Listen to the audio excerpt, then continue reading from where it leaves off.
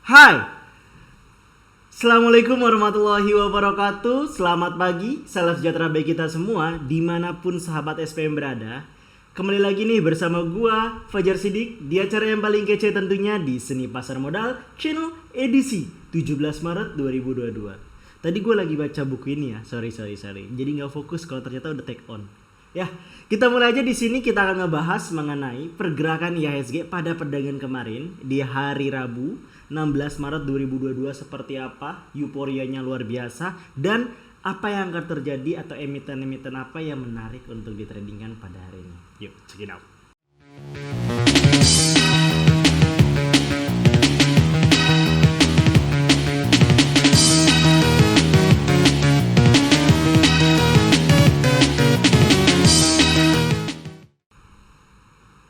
Analisis teknikal saham harian 17 Maret 2022. Kita mulai dari pergerakan IHSG pada perdagangan kemarin ya, 16 Maret 2022, di mana sebenarnya pergerakan itu cenderung stagnan.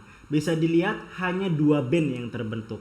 Yaitu bisa kalau misalkan lu lihat ya, dia hanya berada di area pertama sini dan di area kedua sini. Nggak jauh bermainnya. Berbeda dengan kemarin, dia ada yang naik buat nembus, terus ada juga yang turun tajam sepanjang hari kayak gitu. Dan hal ini adalah konsolidasi sebutannya. Dia masih menentukan naik dan turun. Kenapa? Karena tenaganya habis untuk yang namanya membentuk gap up. Sesuai dengan yang gue prediksi akan terbentuk yang namanya gap up. Kalau nggak di hari Rabu ya di hari Kamis. Ternyata di hari Rabu terbentuk gap up. Setelah terbentuk gap up, tenaganya habis nih, nggak bisa untuk menaikkan lagi emiten tersebut ataupun tidak bisa menaikkan lagi IHSG. Akibatnya terbentuklah dua area ini, yaitu area support resisten yang kuat yang menahan pada perdagangan hari Rabu kemarin. Hal ini tidak terlepas dari tidak ada berita yang cukup menghebohkan ya. Apakah itu berita positif ataupun isu negatif, tidak ada sama sekali yang menghebohkan sehingga IHSG pada perdagangan hari Rabu cukup stagnan gitu. Dan yang paling menarik adalah lihat pada akhir sesi terbentuk volume yang luar biasa tinggi lagi. Hal ini menandakan bahwa kemungkinan besar ya sekitar 70-80% akan terbentuk gap lagi. Gue memprediksi bahwa gak sampai akhir bulan IHSG akan tembus ke 7.000. Ini menjadi suatu petanda baik kalau IHSG berhasil menembus dari 7.000. Indikator-indikator yang menunjukkan cukup banyak ya yang bisa menandakan itu. Kenapa? Karena hampir sering, khususnya minggu kemarin dan minggu ini, itu mencoba menembus level resisten terus. Dan ini membuktikan dia dari kemarin 696, sekarang dia menembus ke 6980 nih. Udah sampai 6980. Berarti targetnya adalah di minggu ini, kalau bisa di hari Jumat penutupan itu di angka 6990. Biar apa? Biar minggu depan lebih mudah untuk tembus di angka 7000.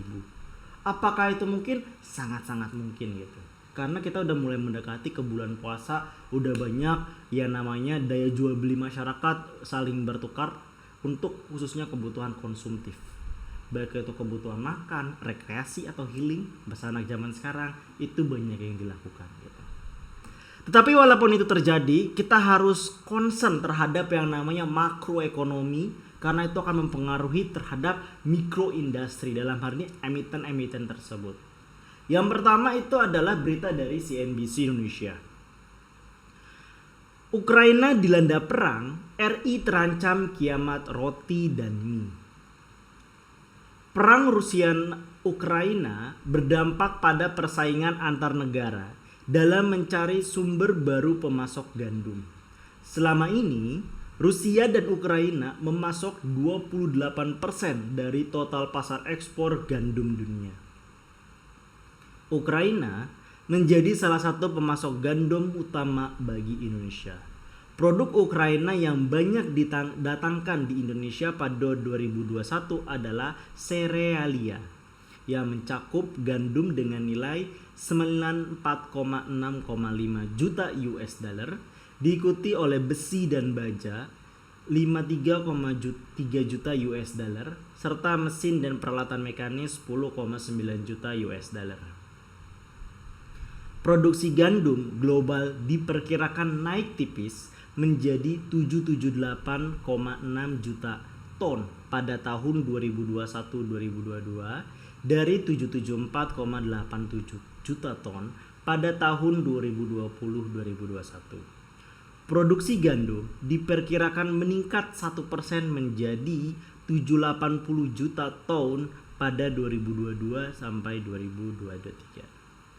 Fenomena La Nina memicu gagal panen di Kanada, Rusia, Amerika Serikat di tahun 2020-2021.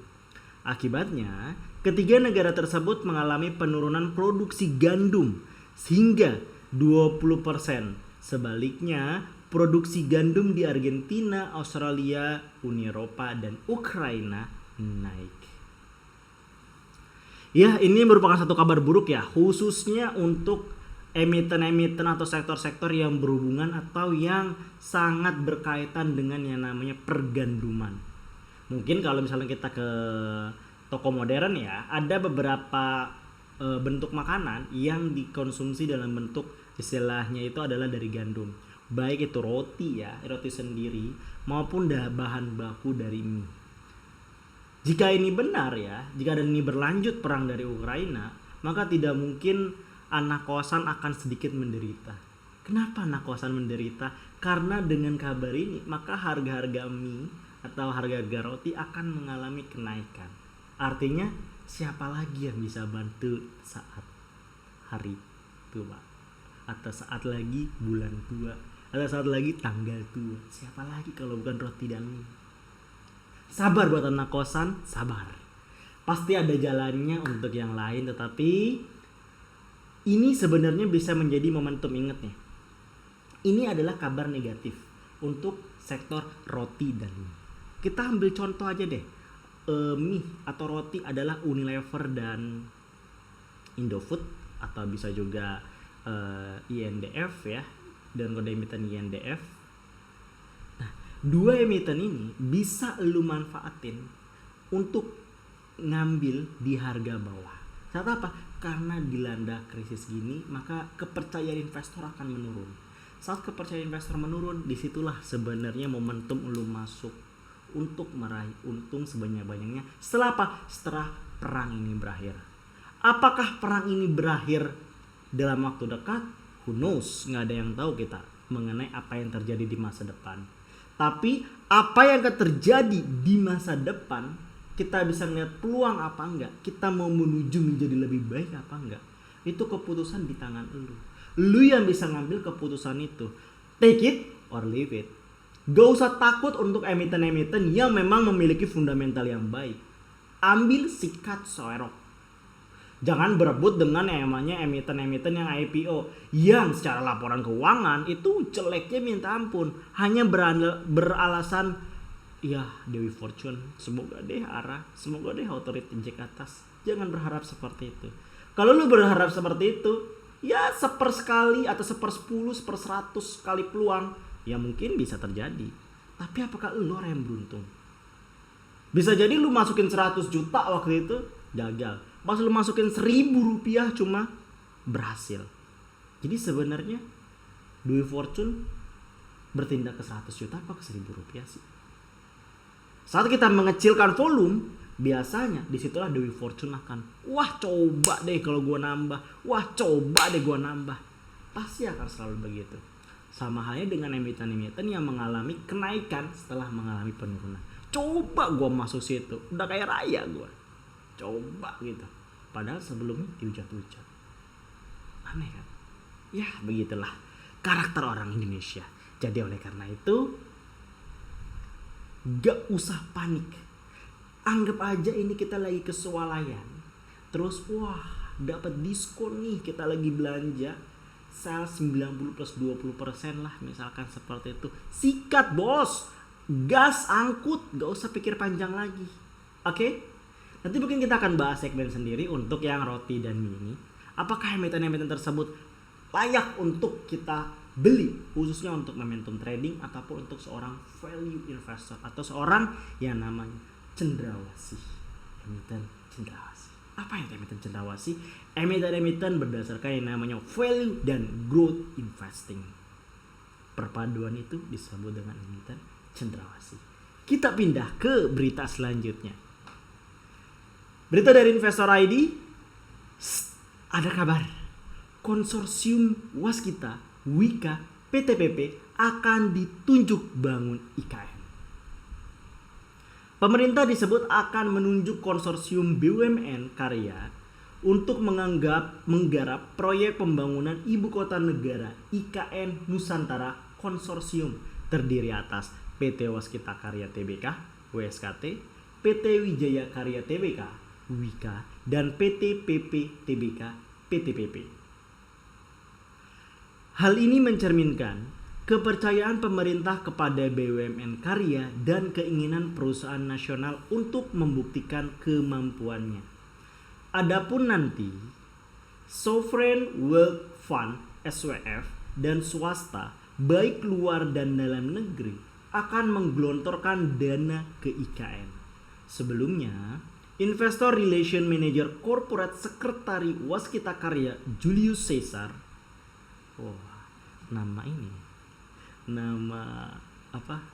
Latin, keren kan? Kita lanjut.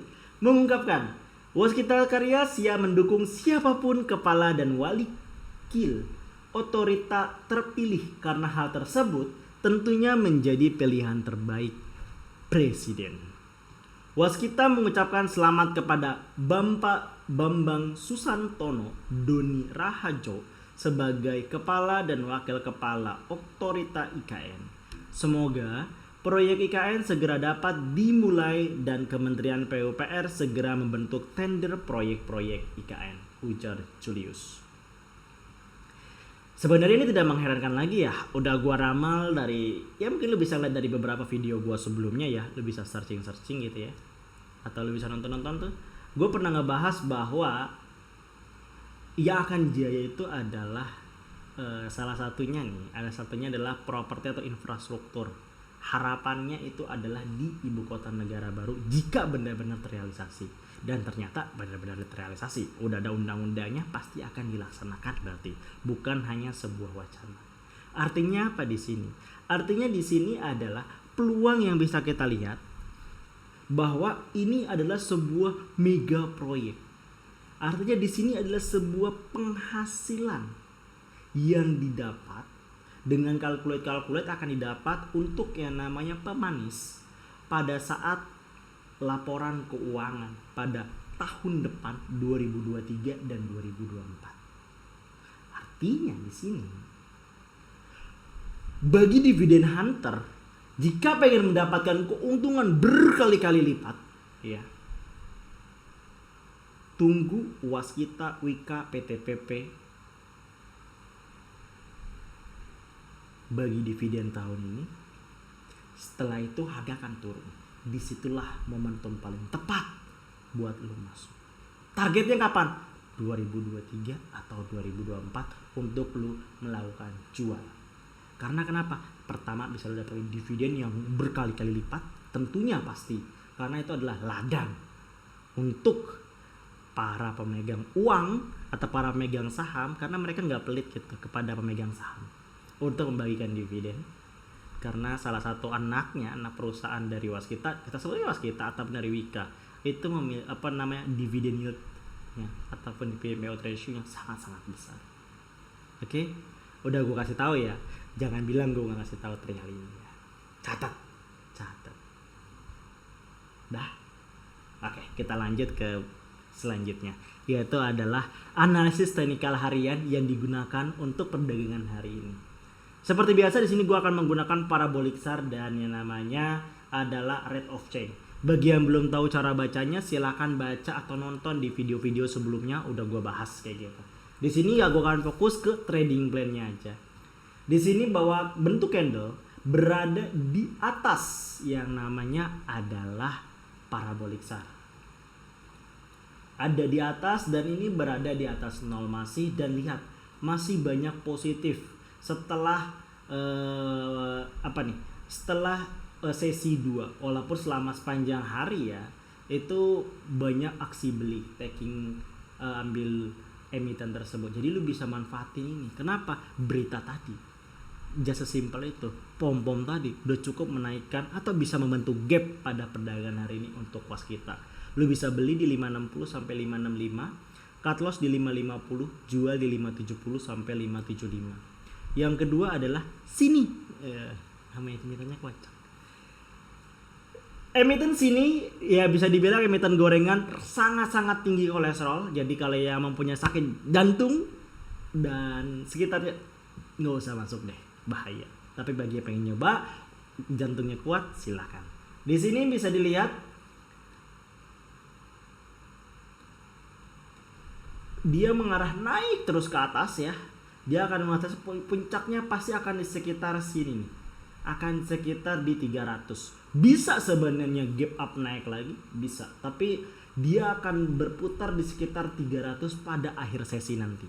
Kita lihat beli 2860 sampai 290, cut loss di 274, jual di 292 sampai 300. Terus yang ketiga adalah Adro. Ingat, ini adalah mineral atau mining, artinya di sini masih memanfaatkan terjadinya perang Ukraina dan Rusia. Jadi ini bisa dimanfaatin karena harga komoditas masih mengalami kenaikan. Jadi lo bisa beli di 2790 sampai 280, 2820, cut loss di 2720, jual di 2830 sampai 2870. Dan tak akan pernah bosan adalah BBCA. Ini ada yang ketiga kalinya gua rekomendasi karena kenapa? Masih mengalami kenaikan pada perdagangan hari ini. Luar biasa BBCA. Jadi lu bisa manfaatin, beli di 8150 sampai 8200, cut loss di 8075, jual di 8225 sampai 8300.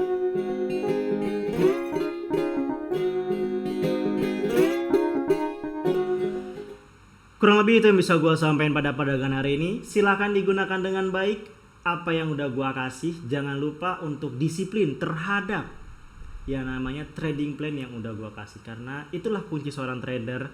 Lu harus bisa mempersiapkan sebenarnya trading plan sebelum market buka. Saat market buka, lu baru menyiapkan, maka itu akan terpengaruh dengan yang namanya subjectivity dan emotional. Dan itu sangat berbahaya sekali dan very high risk. Be careful dan tetap semangat. Happy cuan buat kita.